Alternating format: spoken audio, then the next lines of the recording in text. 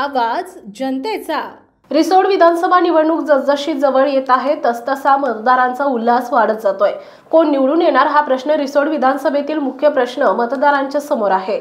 रिसोड विधानसभेतील अपक्ष उमेदवार माजी खासदार अनंतरावजी देशमुख यांना प्रचारामध्ये लोकांचा प्रतिसाद मिळत असून आज त्यांना शिवसंग्राम संघटना वाशिम जिल्हा यांचा आणि त्यांच्या शेकडो कार्यकर्त्यांचा अनंतरावजी देशमुख साहेब यांच्या नेतृत्वाला स्वीकारून शिवसंग्राम संघटनेचे जिल्हाध्यक्ष गजानन पाटील विढोळे यांनी अपक्ष उमेदवार अनंतराव देशमुख साहेब यांना आपल्या 500 ते 1000 कार्यकर्त्यांसह अनंतरावजी देशमुख साहेब यांचं नेतृत्व मान्य करून त्यांना आज पाठिंबा दिला।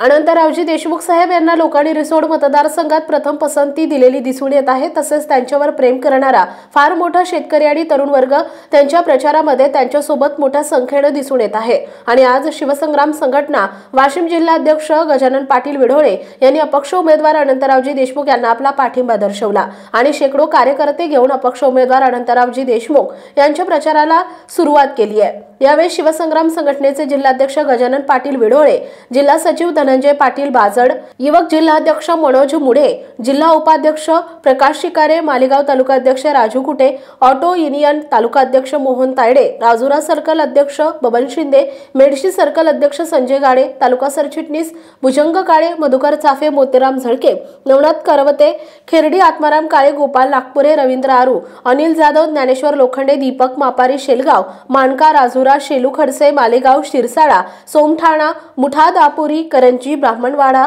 वाघळूद, वाकड, झोडगा, चिवरा, पांगरी, नवघरे, दुधाळा, वसारी इत्यादी गावातील प्रचंड लोकसंख्येने अपक्ष उमेदवार अनंतरावजी देशमुख यांच्यासोबत प्रचारासाठी होते। वाशिम जिल्हा विशेष प्रतिनिधी राजू पाटील लहाने। आपल्या परिसरातील